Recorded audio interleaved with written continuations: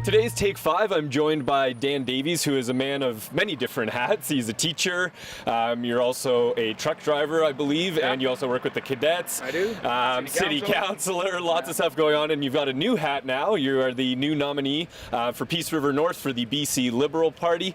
Wanted to get a little bit more in depth with you about that today, and just sort of talk about your campaign. Can you tell me sort of how it went, what sort of things you did to sort of drum up support?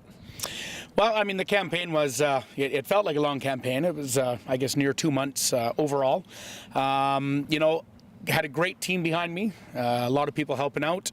It was, you know, getting out into the community, meeting with multiple organizations, traveling throughout the riding, and you know, it was a very hands-on campaign. And you mentioned it was a bit of a long campaign. It got a little bit longer at the end there with the unfortunate incident with the wildfires. It got extended by a week. What kind of challenge, I guess, did that present for you? Well, you know, it was, of course, the Friday, just the day before the actual nomination was supposed to happen. So, you know, of course, you know, the anxiety level is naturally high going into the day before, and then all of a sudden, yeah, we're extending it. And of course, it was unknown at the time. So we didn't know, were they extending it a week, a month, to the fall? So, you know, the anxiety was certainly elevated a little bit. But at the end of the day, the BC Liberal Party was very accommodating, allowing multiple voting opportunities throughout the week, adding Hudson Soap into as a voting opportunity. So I think overall, how it worked out was good, given the multiple opportunities. And one thing you've talked a lot about, and you mentioned also in your speech just before the final voting there on Saturday, is the need for liquefied natural gas projects and LNG in the region. And you've been involved with FSJ for LNG. Can you just talk a little bit about why you think that's so important and why you got involved with that group? Well, I mean, truly, it's going to be the game changer for our economy. I mean, the natural gas sector has slowed down significantly.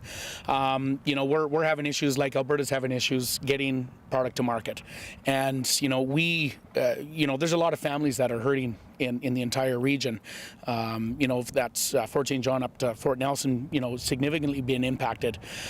We need this, the world needs this, and we just got to keep getting that message out. And when I joined the FSJ for LNG, that was its sole purpose, was to get the message out, was to educate others, was to talk about how this is you know, affecting families here in the Peace. And you know, that's the whole reasoning behind that. We need to get this forward. We need to get, you know, and we keep hearing this, we need to get the no to a yes.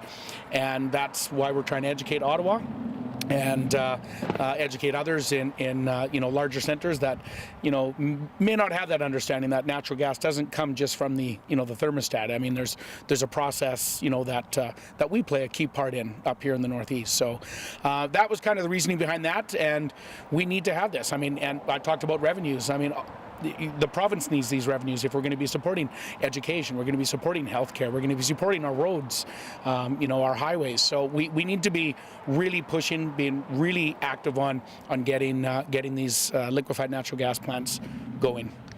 So I imagine that will probably also be something you talk about when you sort of officially start your job, which won't be till next May. When the provincial election happens, you'll start campaigning, and I guess that's when you'll actually get on the job. But what I wanted to ask you about is current MLA Pat Pym said he would sort of show you the ropes in a way and sort of get you out to some events and bring you down to the legislature maybe to show you just how everything works. Anything specifically you've talked about with him that you're going to be doing, or yeah, just any plans to really get into the job with Pat Pym?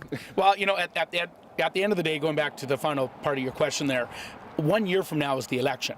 I'm sure hoping that we're not really having to continue this fight to LNG. I'm hoping we're at yes by then. So I'm willing to support Pat in that regard any way that I can to help him make sure we get to that. But, you know, we've talked, MLA Pym and myself, a little bit about, you know, what the next steps looks like.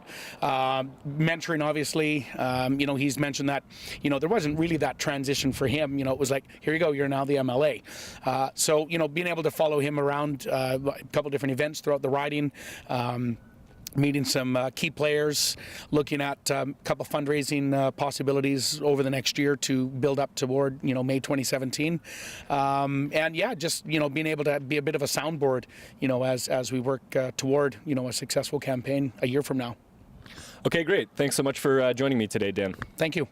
That does it for today's Take 5.